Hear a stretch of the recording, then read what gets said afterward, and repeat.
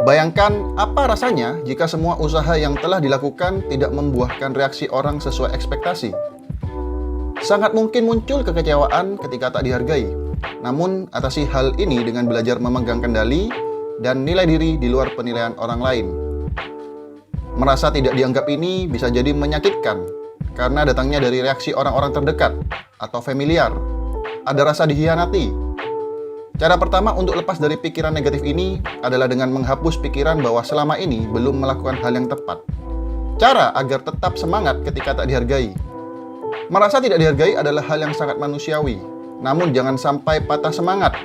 Ada beberapa strategi yang bisa dilakukan untuk membuat suasana hati menjadi lebih nyaman.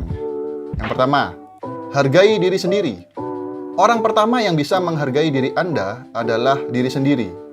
Terapkan prinsip ini dalam melakukan hal apapun.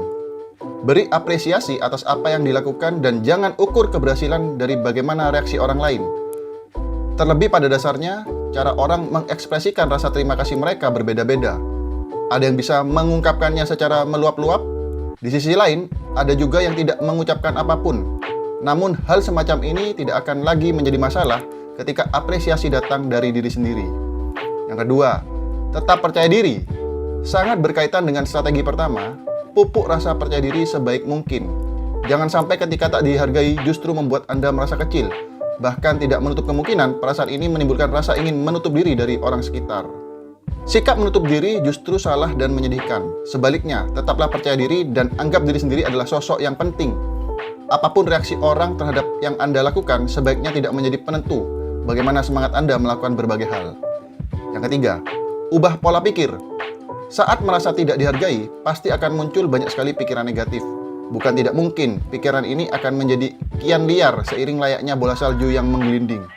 Jangan beri ruang bagi pola pikir negatif ini, menjadi bahan bakar yang membuat perasaan semakin tidak nyaman. Ganti dengan positif self-talk, serta pikiran positif sehingga bisa merasa jauh lebih baik. Yang keempat, fokus pada apa yang diperoleh. Setelah melakukan sesuatu, jangan hanya mengukur kesuksesan dari bagaimana respon orang lain. Justru, fokuslah pada apa yang diperoleh setelah melakukannya. Semua hal baik pasti akan memberikan manfaat. Cara ini juga akan membuat seseorang menjadi lebih bersyukur terhadap apa yang sudah dimiliki selama ini. Yang kelima, belajar memegang kendali. Persepsi orang lain tentang diri kita belum tentu sama dengan bagaimana sosok Anda sesungguhnya. Untuk itu, jangan biarkan reaksi orang menentukan kebahagiaan Anda. Pegang kendali perasaan ketika harus berinteraksi dengan orang lain. Ingat, bereaksi berlebihan seperti marah hingga menolak berinteraksi dengan orang itu justru memperkeruh suasana. Bahkan ketika situasi sudah berada dalam kendali Anda, masalah semacam ini bisa dikomunikasikan secara terbuka dengan kepala dingin.